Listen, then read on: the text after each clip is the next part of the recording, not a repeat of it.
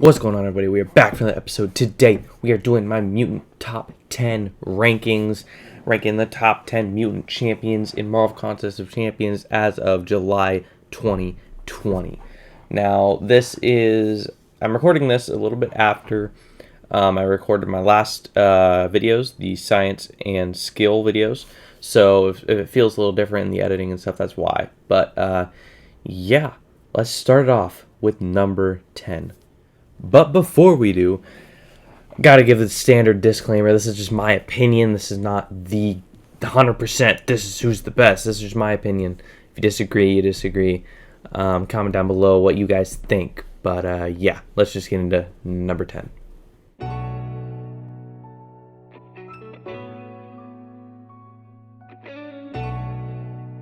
At number 10, we have Iceman. Iceman is one of the OG mutant champions. He's been around for a while, and he's not aged as well as some other champions, but he still has some current uses, going up against people like evade champions, insane power gain champions, because you can tank L3s, just that kind of stuff, because I'll show you his abilities here in a second, but he's got this ice armor. All right, let's just jump into the abilities. Let's see. Organic Ice. Iceman's Organic Ice form grants him full immunity, all incinerate, bleed, and poison effects. Yeah, he's immune to those, so that is really nice. Passive. Iceman begins the fight with layer of ice armor active, increasing his armor rating by that much.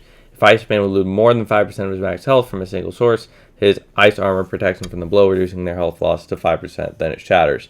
So with this, if you have that ice armor active, you can tank L3s. You only take 5% damage, so that's really nice. Also on critical hits, 45% chance to place a frostbite charge on the opponent. Frostbite charges are passive, last for 10 seconds, and deal that much damage. So yeah, that's kind of nice. But the main thing with him, you're going to want to basically spam L1s, keep this cold snap active, and then you get a lot of frostbites, do a lot of damage. So Iceman, his main thing is the immunities. When he's awakened, he's pretty good for defense because you place this cold snap on the opponent unless they have somebody immune to cold snap, which there aren't that many, or if they have somebody like Ghost, they're gonna take some damage from this fight. Like, there's no way they're not. So he's good for Alliance War defense, but he still has some solid utility for, let's say, Act 6.1.5 Crossbones. Iceman's one of the best counters for that. So he still has uses outside of Alliance War, but he doesn't have enough to put him any higher than number 10.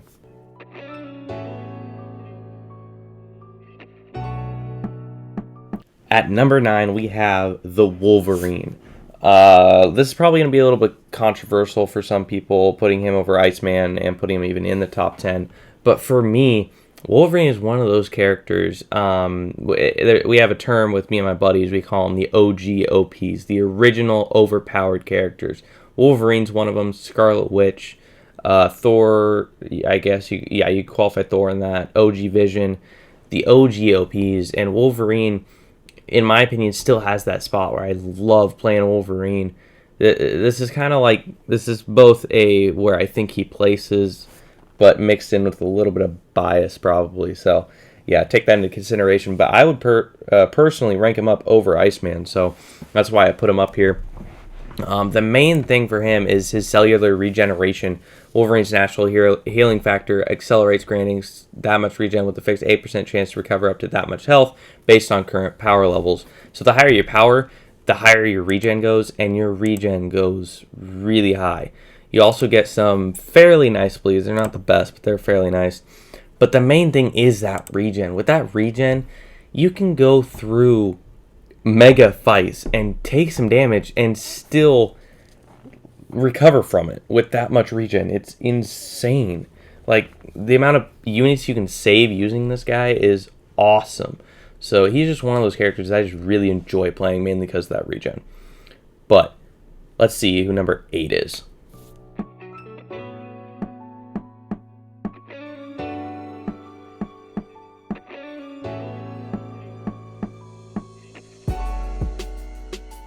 Coming in at number 8, we have Sunspot. Sunspot is a fairly newer champ, came out last year, 2019. He's kind of like Havok. He's got a lot of burst damage. His specials hit extremely hard, mainly if you look at his abilities. His L2 is where it really shines. The final hit expands up to 15 solar charges. Wait, expands. For each stack of Flare State, Sunspot gains a prowess effect, increasing the damage dealt by special attack by 200%. You get these Flare State charges from the special attack 1. You can gain a Flare State each time you use it. And then you just stack up a bunch of those, launch an L3, and you're just blowing people up. And it's a max stack of 10. So that is 2,000% more damage, which is insane. Absolutely insane. So Sunspot, he is just an insane damage dealer. It's awesome. And playing with him launching off that L2 is extremely fun.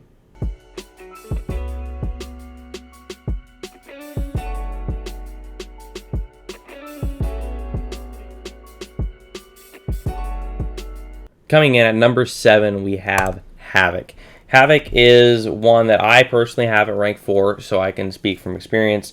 He is a lot of fun to play when you launch off that L3 with 10 plasma charges, plus some permanent prowess charges, plus the 10 plasma detonate charges, and you launch off that L3, and you completely and utterly destroy the opponent. It's absolutely insane what this guy can do. The kind of damage he can do is incredible. It's crazy. With his signature ability, it doesn't do much, but each time Havok gains a plasma charge from any source other than this ability, he has that much of a chance to gain another one. So basically, you have a chance to gain 2 instead of 1. So it's kind of useful, but it's not the most needed thing in the world. So that's another thing that makes him good, is because he doesn't need to be awakened. He also has a fairly good prestige. HP is okay, but he is also very good for defense, because his medium attack, his dash attack, if you will, is a projectile attack, and not very many champions can parry a projectile attack. So they're going to try and parry that attack, and it's not going to parry, it's not going to work. So he can be annoying on defense. Plus, he has some kind of annoying special attacks to dodge if you don't know Havok. And he has constant power gain. If we go to passive, Havok passively generates 2.5% of a bar of power each second. He also gains 25% less power from landing and receiving hits. But this, he can be sitting there trying to bait out a special, and he's power gaining. So it's kind of annoying. He also, with his abilities, let me go back there. We have the plasma buildup debuff. When Havok will generate a plasma charge beyond his maximum, he instead places a plasma buildup on the opponent. Plasma buildups last until removed by another ability. Let's see here. All 11 stacks or plasma buildups are removed, or at 11 stacks. And when a plasma buildup is removed, it detonates, causing that much damage not every second. Just it causes that much damage. So you're gonna be, once that you get to 11 of those things, it detonates, and it's like a bomb, and it takes away a lot of health. So it's kind of annoying. If you want to counter Havok, pro tip, bring in a champ with an armor up buff, and that won't happen. So that's kind of nice.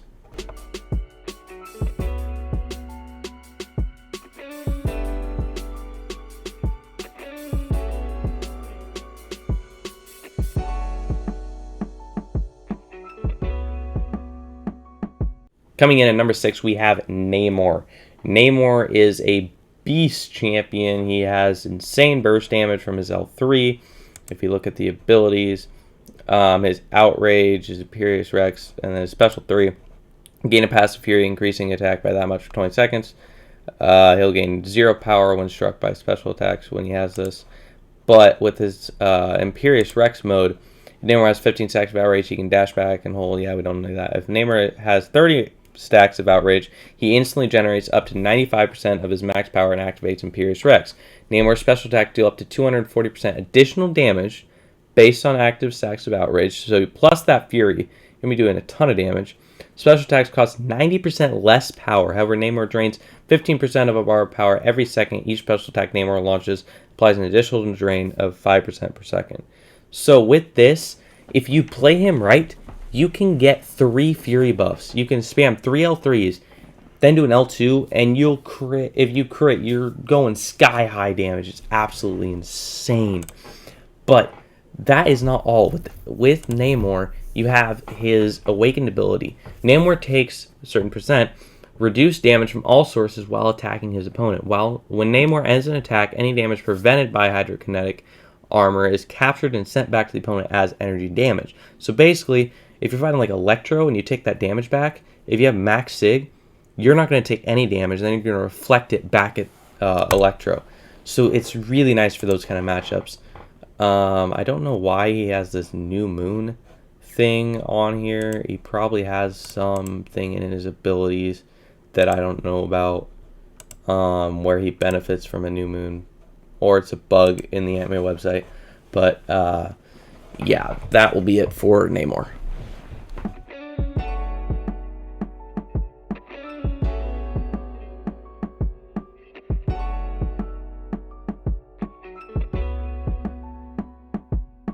At number 5, we have Sabertooth.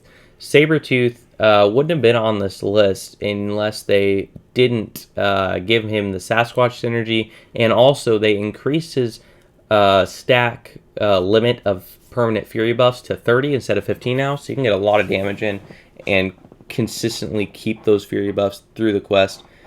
But he would have been even higher on this list if they had kept the method of being able to stack infinite furies by, if we look at his abilities here, Sabertooth can convert his passive fury effects while fighting if he has 15 or more or Sabertooth cannot convert his passive fury effects while fighting if he has 15 or more permanent passive fury effects while fighting.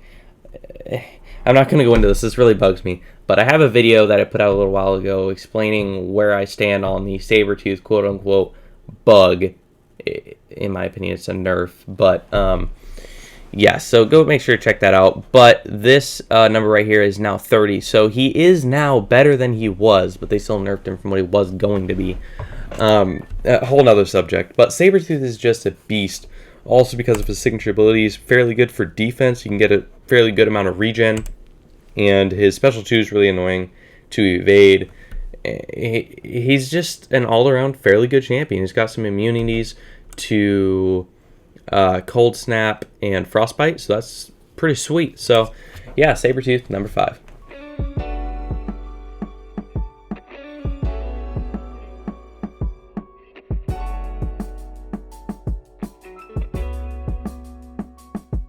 Coming in at number 4, we have Archangel. Archangel is another one I have awakened at rank 4. So let me go ahead and actually change this. I don't know what the signature level is. I think it's like close to 60 or something like that. But I have a rank 4 5-star sig something or another Archangel, and Archangel is a beast. Let's go into it here. Neurotoxin passive. Each time Archangel triggers a bleed effect on the opponent with an active poison effect that he caused, they are combined, converting into a neurotoxin charge lasting 15 seconds. Neurotoxins are passive effect and therefore do not count as either a debuff or a poison. Neurotoxins do that much damage over their duration, and expiring 100% chance to stun their target. Yeah, he also, this neurotoxin does heal block the opponent, so that's awesome. But the main thing that you want to do with him is parry heavy. And you just parry heavy. Your heavy attacks are going to be, they have a 50% chance to inflict bleed every hit. So you're going to be landing those bleeds fairly consistently. And then when you block an attack, 0% chance to poison the target, reducing their health recovery by 30% and dealing that much direct damage over 15 seconds.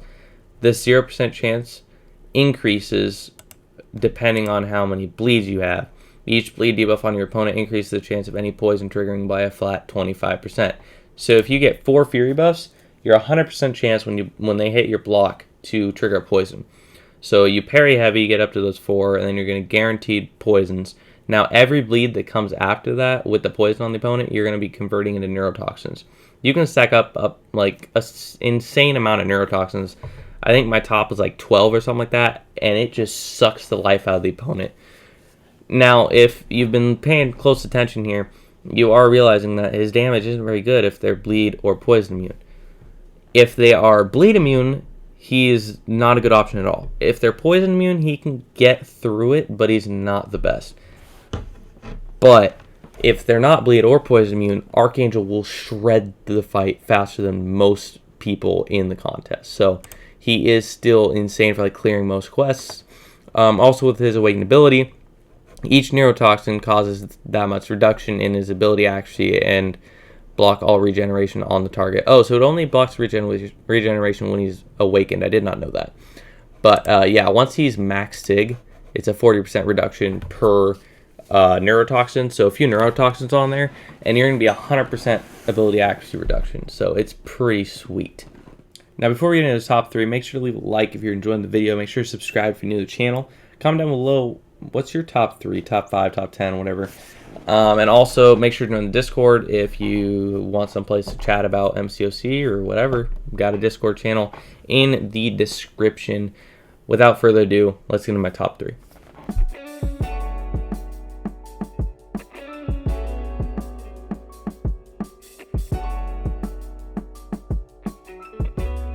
Coming in at number 3, we have Domino. Now, I'm going to make this short and sweet with Domino because she's just the main thing you need to know. Whatever you're doing, she's going to do insane damage. Mainly with her special attacks. I'm not going to go into her abilities. They're kind of complicated, but really all you need to know is that your special attacks are going to be doing insane damage, have chances at critical bleeds, armor breaks. She's just a beast. Her special attacks are insane. Her awakened ability makes her kind of good, fairly good for defense. Opponents take up to that much energy damage over 1.5 seconds whenever their abilities fail to trigger. Damage skills with base attacks only, potency decrease. So this will be triggering fairly often, so you're going to be causing a fairly good amount of damage. But the main thing that brings her up here, and this is the main thing I'm going to explain with her, is these two synergies with Red Hulk and Massacre. So the one with Red Hulk, Domino's heavy attacks inflicting an incinerate that deals damage equal to that heavy attack's damage over 2 seconds. If these both crit with like a rank 5 4-star, that's what I play with most because I have a rank 5 at on my second account. With the rank 5 4-star, if they both crit, that's like 4,000 plus damage over 2 seconds. But then you get this Massacre synergy at the start of the fight, and that's for Massacre. Domino, debuffs last 1 second longer. So that's extended. So that doesn't mean that 4,000 damage is just going to take longer to do. No, it adds on an extra second of damage. So however much it's ticking for, it's going to add on 2 more ticks to that. So you're going to do even more damage.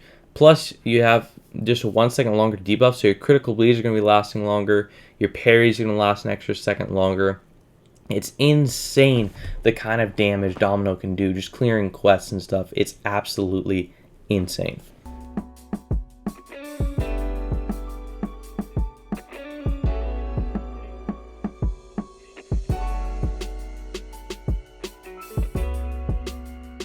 Coming in at number 2, we have Omega Red, the speed killer of most things because almost nobody's immune to death spores. Some champs have a slower death spore rate, but yeah. Omega Red, number 2. Omega Red is a beast. For one, he has I think it's 90%. 90% damage reduction on bleeds, but the bleeds also trigger his death field, which deals damage per second for each death spore on the opponent. The death spores are these things you'll stack up, and whenever the death field active, they can get over 10 to a max of 30. And the more of those you have on, the more damage you're going to be ticking when you're closer to the opponent. It's kind of hard to explain, but once you play him, he's just insane. Also, when he's awakened, as long as he has 10 death spores on the opponent, you're going to be doing constant damage, and it's going to add up even when you get that death field and you do even more damage. It's just insane. Also, with his heavy attack, you apply a degen that will stop the death spores from falling off, so that is awesome. He also has regen off his L1 and L3, so he's kind of sustainable. So he is just absolutely insane, especially if you're running the Suicide Masteries, because he's immune to bleed, he's immune to poison, and he has that bleed immunity, basically, that also triggers his death field. He benefits a lot from the Suicide Masteries. But even if you don't have the Suicide Masteries, he's just absolutely insane for that constant damage you're going to be doing.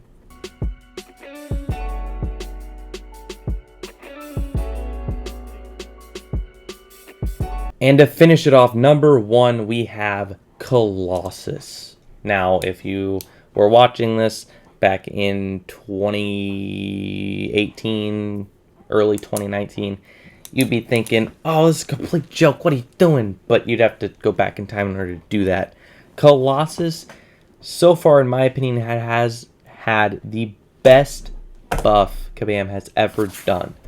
He used to be the worst champion in the game by far. If you want to know how bad he is, pick up your 1-star Colossus, play with him, and then pick up your 2-star or higher Colossus and play with him, and you'll see how amazing he is now. So the main playstyle you're going to want to be playing is parry heavy. So you're going to be parry heavy a lot, and that'll get you more armor ups and a fury from the heavy, because it converts the stun to a fury. And that fury does more damage based on how many armor ups you have. Also, you'll just be doing more damage based on how much armor up you have. And the L2, basically you parry heavy until you get to an L2, and then you parry heavy, let the first hit land of your heavy, and then throw your L2. And you'll have that heavy for the whole L2, and it's unblockable. Plus, it just does a ton of damage based on how many armor ups you have. He also, on his special attack 3, gets this organic steel, increase the amount of damage reduced by armor resistance by 2% per armor buff. Additionally, while that's active, Colossus is unstoppable while blocking, allow him to shrug off attacks. I did not know that. That's interesting. But when he has his fatigue on the opponent, they basically can't crit. Like, their crits do like no damage type of thing. So you can be very tanky, do a lot of damage. Plus, with his passives, he has bleed and incinerate and cold snap and frostbite immune. So he's just all that. And if he's not if he's fighting tech champions, he is immune to armor break and armor shatter. If he's not fighting tech champions, he's immune to armor break and armor shatter as well. So that's pretty sweet. Also, these things that aren't popping up, I think are because of his signature ability. If I put this up to like Sig 40. I don't understand why they're like dark gray or anything, but just take my word for it. Just go play with him. He is absolutely insane. And with that, that'll be my top 10 rankings. I tried to keep it short. I don't know how short I got it, but I'm just really tired right now. So yeah, there you go. Top 10 Mutant rankings. Hope you guys enjoyed. If you did, make sure you like new channel, subscribe. You know, a lot more MCOC content and NFL content, Marvel content coming out. And yeah, hope you all enjoyed. We'll catch you all in the next episode. Bye-bye.